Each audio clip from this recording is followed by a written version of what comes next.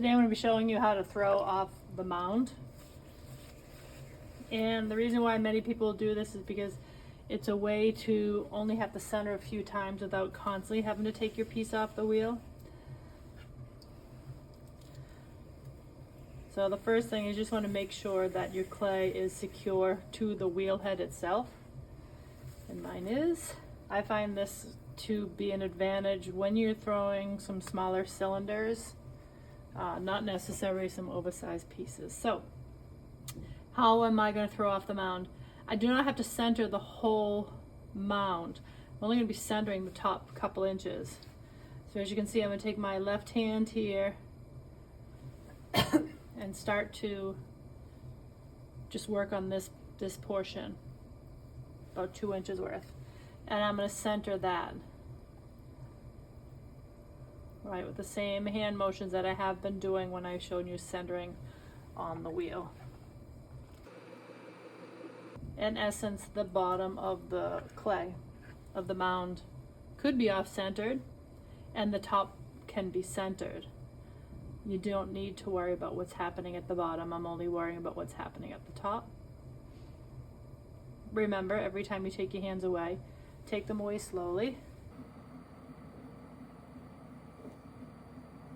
The difference here is when you go down into the clay, you're not going to potentially be hitting the surface of the bat. There's always going to be clay underneath. So you just have to be aware of where did you kind of start from, you know, where's the depth of my piece going to be, and then I'm going to open it up. Going straight towards my belly to give it a flat bottom. Use my sponge.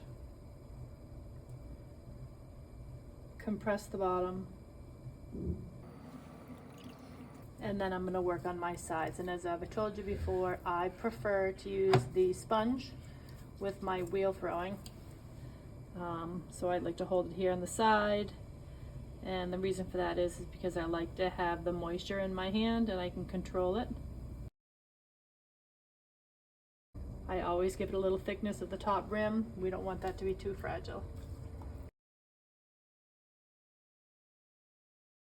So this piece is to my liking already. It's got the same thickness of the walls for the most part from the bottom to the top. So now I just want to finish it off, shape it so that I can pull it off the wheel. Like a little jug style.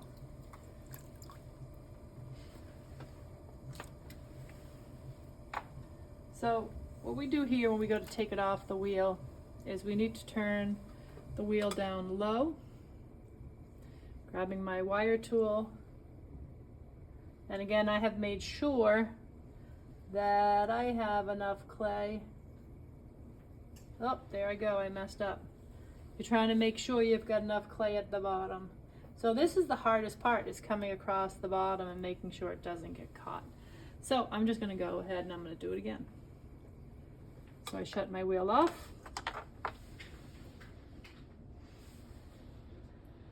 As you can see, right, it was too thin, pretty much went through the bottom.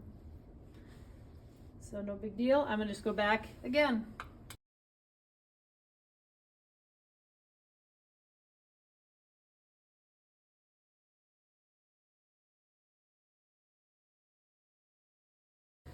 I'm gonna do a little trick here first.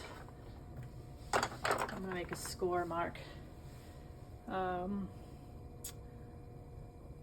Right where I think my bottom should be going, because what do I want to do is I want to make sure that my wire tool is going right through that notch that I have there, and then I can just hold it steady. There we go. Now I've got to come all the way through, and I'll go one more time.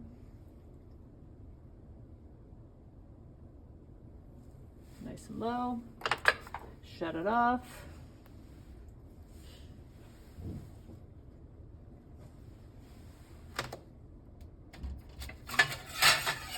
Grab my pottery lifters. Remember, make sure they get damp.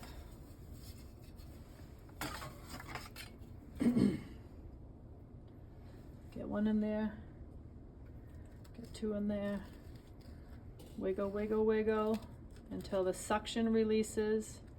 And I'm sliding, and then I go put it on the board.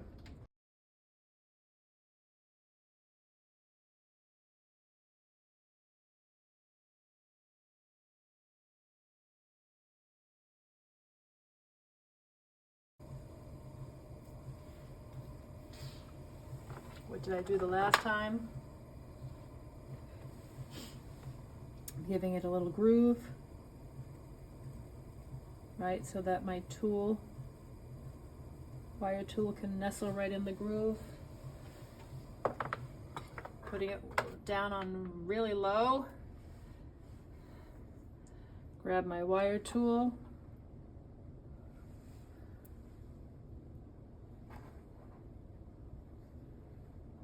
And pull it through.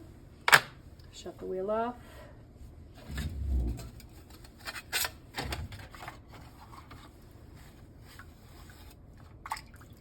Wet my lifters. Get that in that notch. And that one in here.